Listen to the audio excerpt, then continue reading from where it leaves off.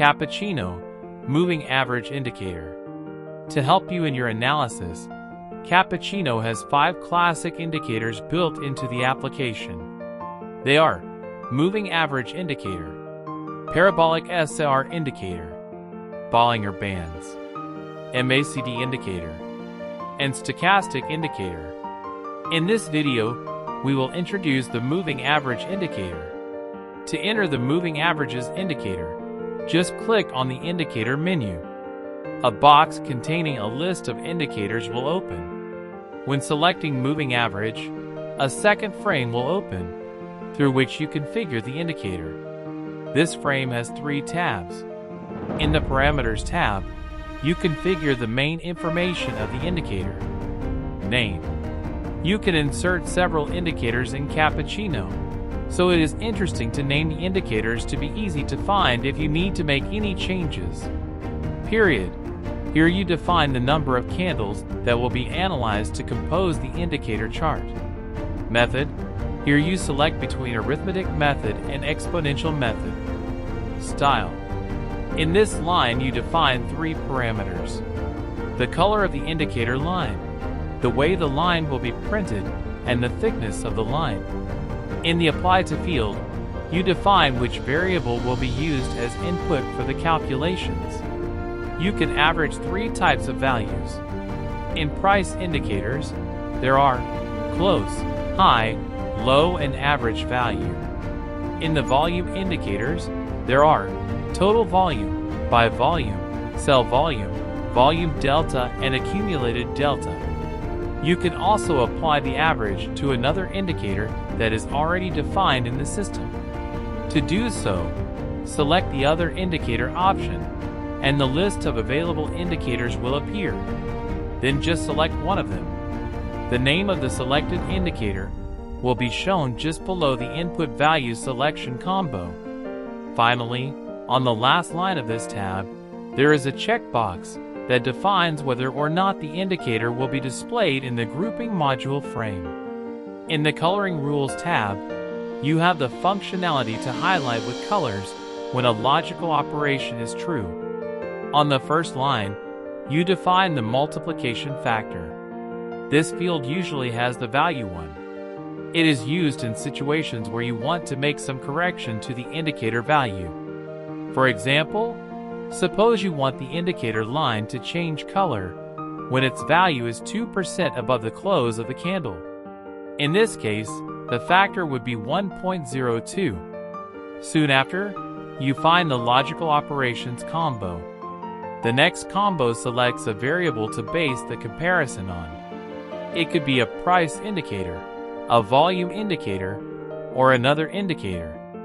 In the second line, you define which candle will be used for comparison, which can be the same as the indicator signal, the previous candle, or the third candle. Still in this line, there is a button to define the color that the indicator will assume if the rule is true. For the rule to be included, it is necessary to press the Add Rule button. Thus, a brief description of the rule will be listed in the table below. It should be noted that the rules are executed one by one from top to bottom, according to the list of rules. So the order in the list is very important. To move a rule up or down, select the rule by clicking on it, and then press one of the buttons on the right. Movement buttons are highlighted in light blue color. Attention! To change the parameters of a rule, you need to follow 3 steps. Step 1. Click on the rule description. The rule will be selected and the background will change color. With that, the parameters of that rule will be copied to the editing area just above. Step 2. Change the parameters as you wish. Step 3. Press the Change Rule button, which is on the right in yellow color. After these steps, the description of the rule must be changed according to the new parameters entered, signaling that the rule has been changed. To delete a rule, the process is similar to the change procedure. Click on the rule description, the background will change color.